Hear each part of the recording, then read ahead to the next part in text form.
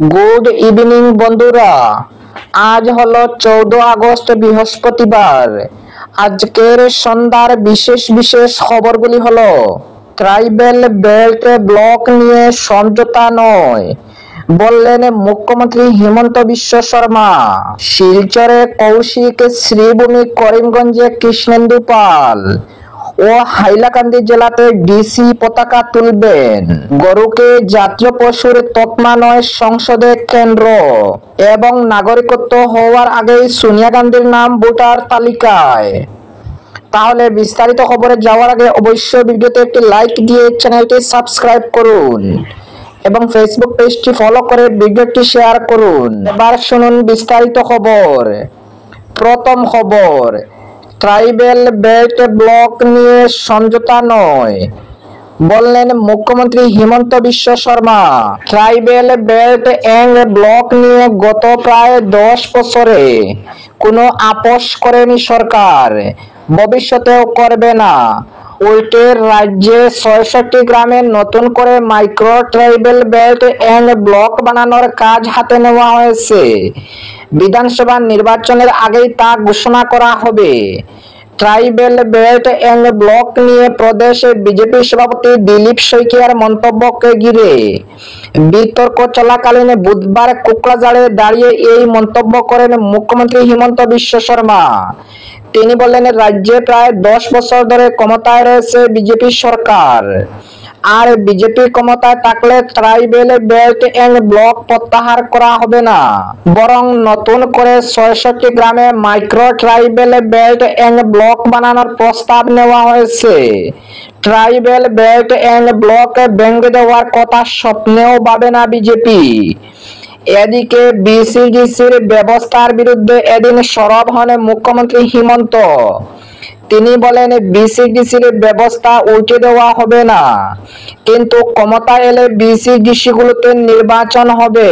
কোন সদস্যকে মনোনীত করা হবে না বিসিডিসি গুলোতে। নির্বাচন হলে কাজ হবে বিসিডিসি গুলো। উপকৃত হবেন জনগণ, পাবেন বিভিন্ন প্রকল্পের সুযোগ সুবিধা।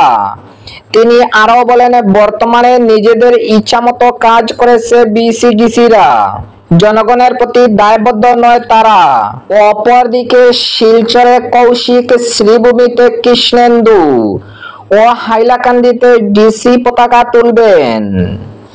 আগামীকাল শুক্রবার 79তম স্বাধীনতা দিবসের সরকারি কার্যক্রমে আনুষ্ঠানিকভাবে শিলচরে জাতীয় পতাকা উত্তোলন করবেন বরাক উপত্যকার উন্নয়ন বিভাগ, খাদ্য ও সরবরাহ খনি মন্ত্রী কৌশিক রায়।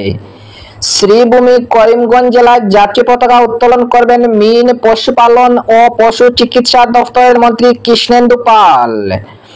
হাইলাকান্দিতে পতাকা উত্তোলন করবেন জেলা কমিশনার অভিষেক জৈন।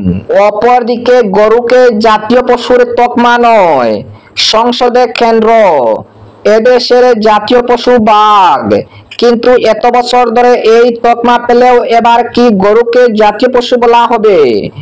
এমনই প্রশ্ন উঠল সংসদে, যার জেরে জোর চর্চায় কেন্দ্রের রাষ্ট্রীয় গোকুল মিশন। যদিও লোকসভায় এক লিখিত প্রশ্নের জবাবে কেন্দ্রে জানিয়ে দিল এমন কোনো পরিকল্পনা নেই। সংসদে এমনটাই জানিয়েছেন কেন্দ্রীয় প্রতিমন্ত্রী SP Singh Baghel. Senior BJP নেতা ও উত্তরাখণ্ডের প্রাক্তন মুখ্যমন্ত্রী ত্রিবেন্দ্র সিং এই প্রশ্ন করেন। যে প্রশ্নের জবাবে বাঘেল জানিয়েছেন, ভারতের সংবিধানের 246 ধারা অনুযায়ী এই বিষয়ে সম্পূর্ণভাবে রাজ্য সরকারের আওতাধীন বিবেচ্য একটি বিষয়। এ নিয়ে কেন্দ্র সরকার কোনো পদক্ষেপ করবে না।